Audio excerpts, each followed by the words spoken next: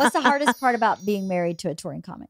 I mean, most comics, as you kind of touched on earlier, definitely have a dark side, you know, and I don't know if people realize that, you know. I mean, my husband definitely can be moody. If something isn't going his way, you know, work-wise, he can be really hard on himself and down about it, you know, those kinds of things. That would probably be the hardest part, I would say. But I'm also, that's what I do for a living. And I'm very nurturing by nature.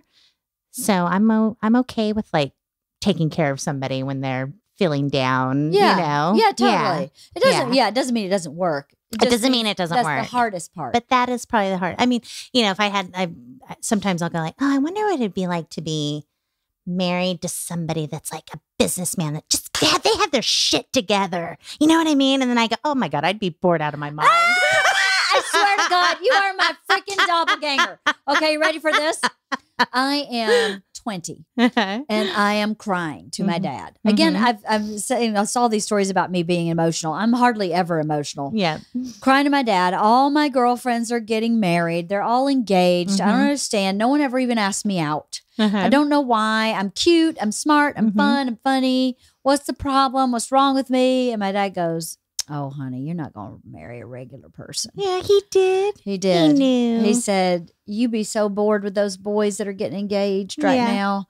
You're not going to get married till you're 30, and he's not going to be regular. And I was like, what is that supposed to mean? I was 20. Like, I love it. What does that mean? He's like, it. you just seen too much of the world. You're not gonna be okay with just a regular guy. Yeah. I don't know what he's gonna do, but he's not gonna be regular. Yeah. And I'll be damned. I love that he knew that about you, though. He did. You know? He knew it, and he was right. Yeah. I definitely did not marry a regular person. And I say constantly when I'm complaining to my friend who has the husband that's the movie producer, who is not a comic, but very similar in some of the quirks and eccentricities, right? Well, it's creative people. Not a regular person. She's not married to a regular person either. And we can really break it down to the bone and know that this doesn't mean we don't love our husband. Just in this moment, this is really challenging and really upsetting. Yeah. And she or I will be complaining to the other, and we'll always go, but you know, we'd be bored with that 9 to 5. Yeah. Yes, totally. Totally. 100%. Totally bored. I would be in all kinds of trouble. That's what I say. I say the same thing. I'd be in so much trouble. So much trouble. I'd be getting in all kind of trouble. So I got in all kind of trouble in a small town. Not enough to do. Yeah, no, me too. Not enough stimulation, not enough challenge, not enough thought. Yeah, not enough excitement. Yeah, for sure. So is that the hardest part of being a manager? Is the same thing as managing when someone's upset or their moods or emotions, or what's the hardest part about that? Yeah, I mean, you know, I feel kind of jaded.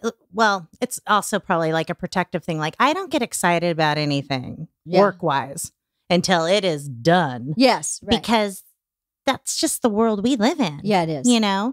But I don't like giving bad news to people. You know?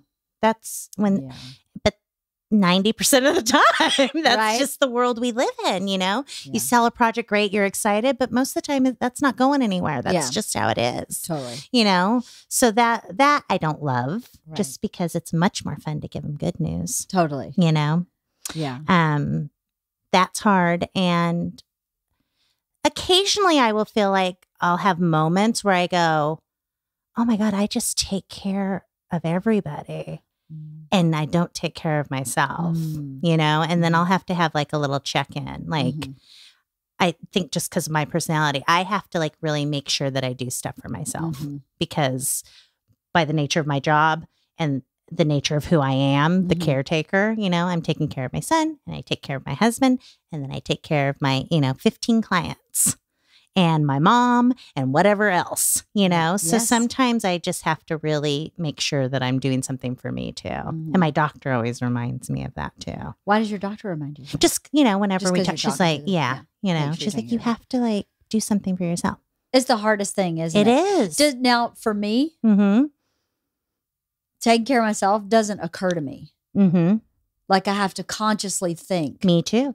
Okay. And I had to train myself to do that because I didn't naturally do that. It's not natural, right? Yeah. My natural is other focused. Yep. And so, and we're both so busy too that you just kind of you start going. Yeah. You know what I mean? That you're not thinking one way or the other. You're just going and getting everything done that needs to be done, you know. Totally. Yeah. But in the last, few years I've tried to be more conscious of that. Yeah. Yeah. What do you do to take care of yourself? Because I could do some suggestions. Okay. Well, I grew up at playing tennis, and then I didn't play for 30 years. And then when COVID started, I started playing tennis again because it's the only thing I could do, and it was outside. So that has become a big thing for me. Awesome. And it's great because it's healthy and I love it. I can't believe that I didn't do it for so long. Yeah. Like, why did I stop doing this? But it was partying and stuff like that. Yeah. You got busy. Getting up. You got busy being 20. Exercising. Yeah, totally. That, and then I try to get a massage once a month too. Oh, that's good. Yeah.